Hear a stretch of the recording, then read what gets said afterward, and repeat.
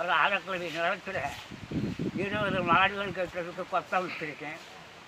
5 biogas plant வச்சுருக்கேன். ஒரு ஒரு ஒரு ஒர்க் ஷாப் வச்சுருக்கேன். இந்த மாடு இந்த கொத்தத்தெல்லாம் பார்க்குறதுக்கு ஒரு வீடு கட்டியிருக்கேன். அந்த வீட்டில் ஒரு ஃபேமிலியே இது பண்ணலாம். இது மாதிரி இந்த அலக்குழி நிலத்தில் எல்லா சௌகரியமும் பண்ணியிருக்கேன். 800 அனல் மின் நிலையம் கட்டினேன். 800ல் ஒரு அனல் மின் நிலையம், தூத்துக்குடியில் ஒரு அனல் மின் நிலையம் கட்டினேன் என் கையினாலேயே. மேட்டூரில் ஒரு நீர் டனல் பவர் ஸ்டேஷன் மேட்டூர் டேமில் ஒரு தண்ணியில் ஓடுற பவர் ஹவுஸ் கட்டினேன். என் பெயர் ராஜரத்தினம். என் ஊர் அம்மச்சாபுரம், ஆண்டிரைக்கு தாலுக்கு அம்மச்சாபுரம். நான் பிஇ எலக்ட்ரிக்கல் படிச்சிருக்கேன். எனக்கு வயது 95. நான் மின் வாரியத்தில் தலைமை பொறியாளராக பணிபுரிந்து 1991ஆம் ஆண்டு ஓய்வு பெற்றேன். அதிலிருந்து அம்மச்சாபுரம் கிராமத்தில் இயற்கை விவசாயம் பண்ணி வருகிறேன்.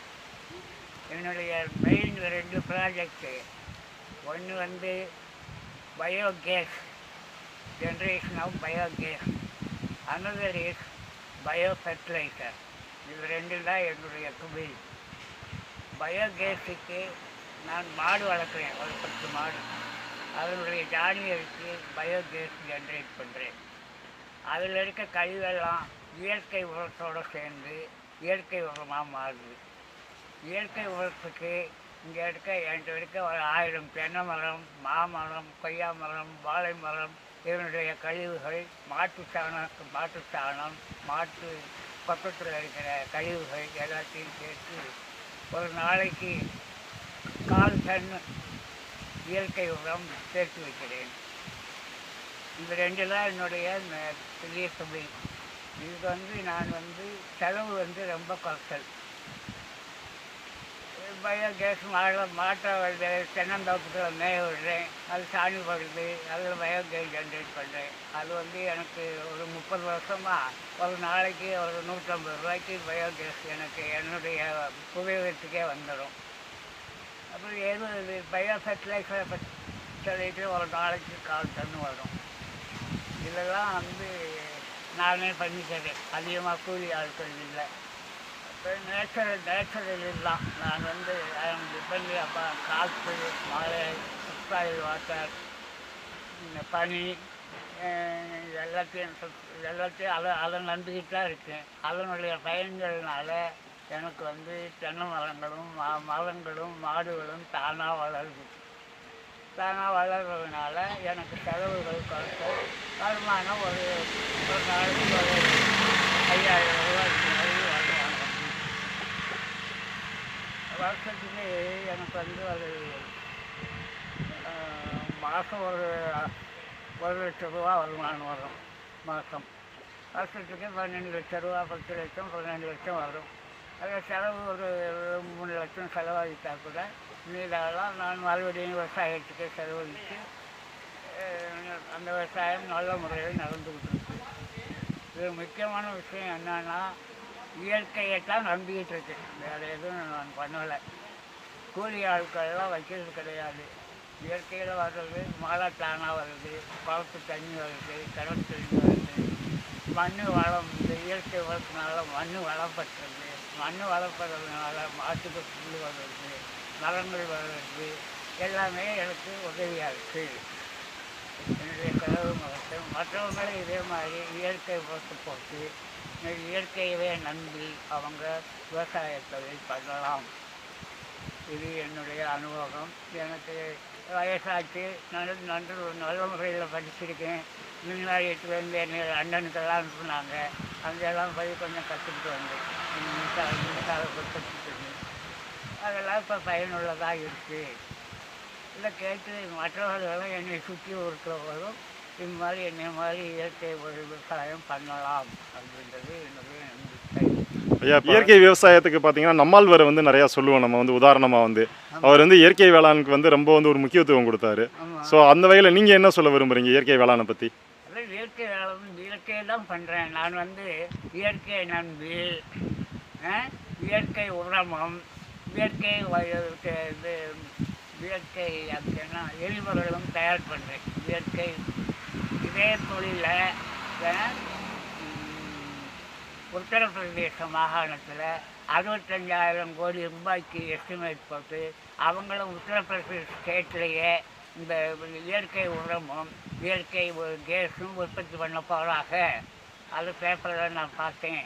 அவ்வளோ செலவு 65,000 கோடியெல்லாம் நான் போடல.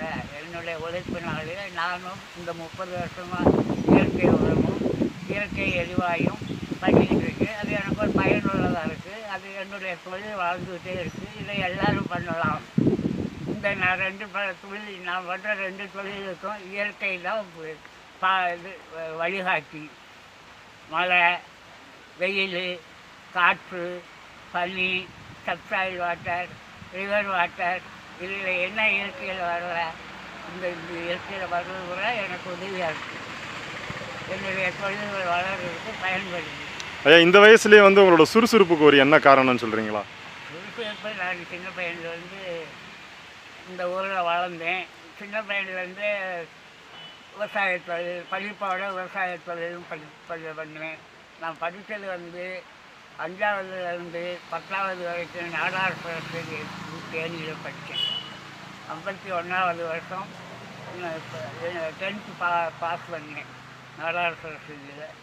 51லேருந்து 53 வரைக்கும் அமெரிக்கன் காலேஜில் இன்டர்மீடியேட் படித்தேன். 53லேருந்து 57 வரைக்கும் கிண்டி இன்ஜினியரிங் காலேஜில் எலக்ட்ரிக்கல் இன்ஜினியராக படித்தேன்.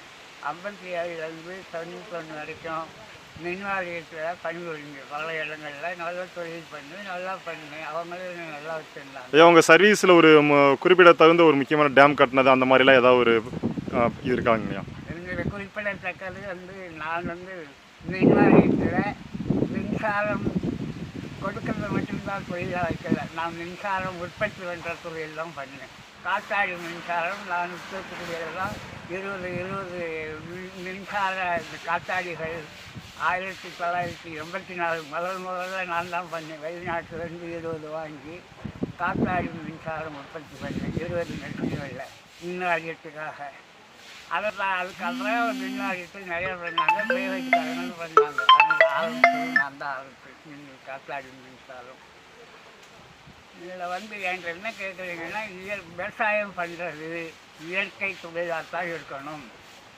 நீங்கள் இது இயற்கையை விட்டுட்டு நம்மளால் சொல்கிறீங்க, நம்மளால் சொல்கிறது அதுதான் நானும் சொல்கிறேன். அவர் என்ன சொன்னார், இயற்கையை நம்புங்க, இயற்கை சார்ந்த தொழில் பண்ணுங்க, உங்களுக்கு உதவியாக இருக்கும், உங்கள் தொழில் வளரும். நம்ம நாட்டில் வந்து விவசாயத்துக்கு வேண்டிய இயற்கை வசதிகள் அனைத்தும் உண்டு.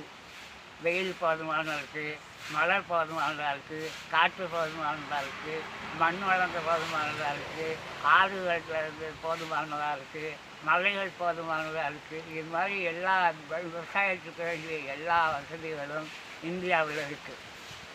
இப்போ நிறையா பார்த்தீங்கன்னா, இப்போ வேளாண் கல்லூரி அக்ரிகல்ச்சர் ஸ்டூடெண்ட்லாம் வந்து உங்கள்கிட்ட வந்து ட்ரைனிங் எடுக்கிறதா கேள்விப்பட்டோம். அதை பற்றி கொஞ்சம் சொல்லுங்கய்யா. அப்படின்னு அவங்க வர்றாங்க, உங்களை மாதிரி என்ன நடந்ததெல்லாம் கேட்குறாங்க. எனக்கு தெரிஞ்சதெல்லாம் சொல்கிறேன். அவங்க அதை பயன்படுத்துகிறாங்களா என்ன? நான் வந்து எனக்கு என்ன வந்து அவங்க என்கிட்ட கற்றுக்கிட்டதெல்லாம் போய் பயன்படுத்தணும். நான் வந்து 30 ஆண்டுகளுக்கு 50 ஆண்டுகளுக்கு முன்பு rural youth self employment training centre தான் ஆரம்பிச்சேன். சரிங்கய்யா. Rural youth self employment training centre. என்னுடைய என்னன்னா, இந்த கிராமத்து பையங்கள்லாம் வந்து என்கிட்ட கோழி வளர்க்குறத படிக்கலாம், மாடு வளர்க்குறத படிக்கலாம், வெல்டிங் பண்ணிக்கலாம், ரைஸ் மில் ஓட்டுறது படிக்கலாம், எல்லா தொழிலும் பண்ணிக்கிட்டு அவங்களும் இதிலேயே விதவிதம் அது வேறு கற்றுக்கிட்டு செய்யலாம். அது மாதிரி ட்ரைனிங் கொடுக்குறது தான் என்னுடைய எண்ணம். அதான் எங்கள் முயற்சி. அது அந்த பேசிஸ்லாம் இந்த இது இருக்குது. இந்த இடத்துல யார் வேணாலும் இல்லை கற்றுக்கலாம். கேஸ் பிளான்ட்டு எல்லாம் காமிக்கிறேன். மாடு வளர்க்குறது, இயற்கை வளம் பண்ணுறது. நான் கெமிக்கல் ஃபர்டிலைசருக்கே போகலை, ரசாயனத்துவத்துக்கே போகலை. என்னுடைய செலவுகள் வந்து ரொம்ப இயற்கை வசதிகளை பயன்படுத்தினால என்னுடைய செலவுகள் ரொம்ப குறைச்சல். ஐயா, அப்புறம் இதுக்காக உங்களுக்கு விருதுகள் ஏதாவது வாங்கியிருக்கீங்களா இங்கே இயற்கை வேளாண் பற்றி? என்ன விருது வந்து மின்வாரியத்தில் வேலை செஞ்சதுக்கு தூத்துக்குடி அனல் மின் நிலையம் கட்டுறதுக்கு ஒரு மெடல் கொடுத்துருக்காங்க. Rajarathnam is an architect of Thoothukudi thermal power station அப்படின்னு ஒரு மெடல் கொடுத்துருக்காங்க. அந்த வீட்டில் பதிச்சு வச்சுருக்கு. அது மின்வாரியத்தில் எனக்கு எல்லா சௌகரியமும் பண்ணாங்க. என்னை லண்டனுக்கே அனுப்புனாங்க. இயற்கை வேளாண்மை பற்றி உங்களுக்கு விருதுகள் ஏதாவது கிடச்சிருக்காங்க இது வரைக்கும்? அதெல்லாம் கிடையாது. அதே இருக்கும் 10,000 ரூபா ஏதாவது என் பேங்க்கில் போட்டுருக்காங்க. விவசாய ஆஃபீஸ்லேருந்து யார் போட்டாங்க, எப்படி போட்டாங்க, நீங்கள் இயற்கை விவசாயம் பண்ணுறீங்க அப்படின்றதுக்காக நான் பேங்க்கில் இருந்து 10,000 ரூபான்னு கேட்டேன். இயற்கை விவசாயம் பண்ணுறதுனால கவர்மெண்ட்டில் வந்து 10,000 ரூபா போட்டுருக்காங்க.